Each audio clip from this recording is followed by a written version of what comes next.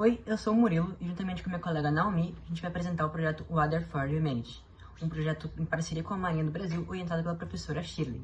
A partir disso, então, surge nosso problema e nosso objetivo geral, que vai ser sintetizar e caracterizar uma membrana semipermeável a partir da adição do grafite, dos nanotubos de carbono e do grafeno ao PVDF, visando torná-la mais hidrofóbica. Ainda realizar a projeção e fabricação de seu módulo e destilador, a fim de torná-la funcional para a dessalinização da água do mar por meio do método de destilação por membrana. Foi escolhido o tópico dessalinização da água do mar devido à crise hídrica que vem se agravando com o passar do tempo, não só no nosso país, mas em outros países do mundo. Nos últimos 30 anos, o Brasil perdeu cerca de 15,7%, e isso se torna muito mais preocupante quando a gente para pensar que o Brasil é o país com maior território de água do mundo. Também foi avaliado os custos atuais para a dessalinização da água do mar. Eles são muito elevados porque os métodos exigem muita energia. Então, a gente acabou focando no método de dessalinização por destilação por membranas, que é um método que exige menos energia, mas ainda assim é muito eficiente. Explicando agora um pouco a destilação por membranas com vão de ar. Como mostra a imagem, de um lado nós teremos uma corrente de alimentação, essa será a água do mar aquecida. Do outro lado, teremos uma corrente de resfriamento. Então, é uma água que só vai servir para resfriar o meio, não entrará em contato com a água destilada, muito menos com a água do mar aquecida. No meio, como a gente consegue ver, de um lado a gente tem a nossa membrana, do outro lado uma película destiladora, que será uma chapa de alumínio, e no meio... Iniciando então a metodologia, a primeira parte foi a fabricação da faca de espalhamento. A faca de espalhamento ela consiste em um cilindro de alumínio com rebaixo de 0,5 milímetro em seu raio. Esse rebaixo ele vai ter a função de formar a espessura do filme polimérico, que posteriormente vai ser a espessura da nossa membrana. Partindo para a etapa de solubilização no PVDF em DMF, como pode ser visto nessas imagens, foi realizado em 3 etapas.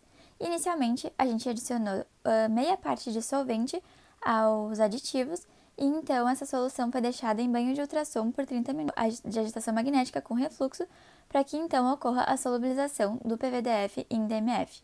Então, a gente adiciona a outra parte de solvente juntamente com a quantidade de polímero utilizada. Fica nesse processo por 4 horas, aproximadamente 60 graus Celsius. Após esse período de 4 horas, as soluções são mantidas em frascos Scotch, como mostram as imagens devidamente identificados, onde permanecem por 48 horas para que ocorra a desgaseificação da solução. Então a gente chega na parte da fabricação das membranas em si. Essa etapa ela consiste em 4 partes: o derramamento, o espalhamento, o banho de coagulação e a... Bom, então agora eu vou explicar um pouco sobre a fabricação do módulo da membrana. Vale ressaltar que o projeto do módulo não é um projeto autoral nosso, e sim um projeto que a gente se baseou na pesquisa do autor Ulisses Carrasco.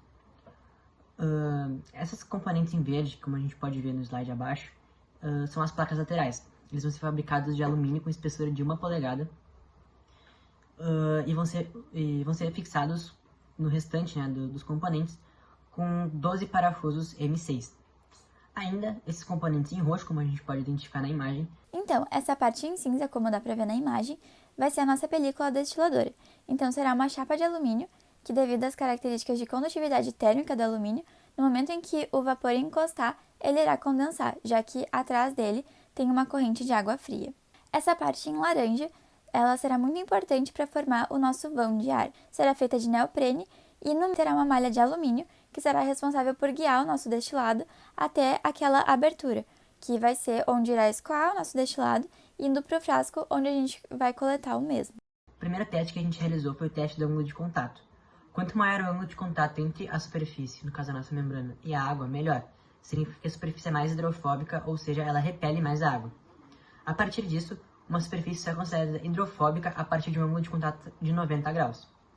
Então, como resultado aqui, a gente tem que a nossa membrana de PVDF, com adição de nanotubos de carbono, apresentou sim caráter hidrofóbico, pois ela atingiu um ângulo de contato de 92,6 graus, enquanto o restante das membranas apresentaram caráter hidrofóbico. Foi realizado então um teste de resistência química para ver se as nossas membranas teriam alguma degradação ao serem expostas a determinados meios e solventes. Elas foram expostas a ácido sulfúrico, hidróxido de sódio 10%, álcool e clorofórmio.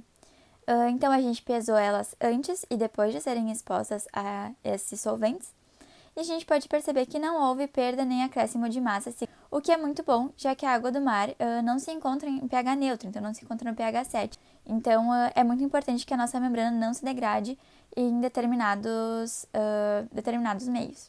Com base nos resultados obtidos, principalmente no teste do ângulo de contato, a gente pode concluir que a nossa membrana de PVDF com adição de nanotubos de carbono apresentou um desempenho maior que as outras membranas. Porém, a gente ainda está esperando alguns testes, como o teste do... Também a gente pretende terminar o nosso destilador para que seja possível testar as membranas de fato no processo que elas passarão e também fazer novas membranas, adicionando mais um banho de coagulação, então fazendo um banho duplo, porque, segundo bibliografias, deixaria a superfície mais hidrofóbica. Essas são as nossas principais referências e alguns dos nossos apoiadores. Muito obrigada pela atenção!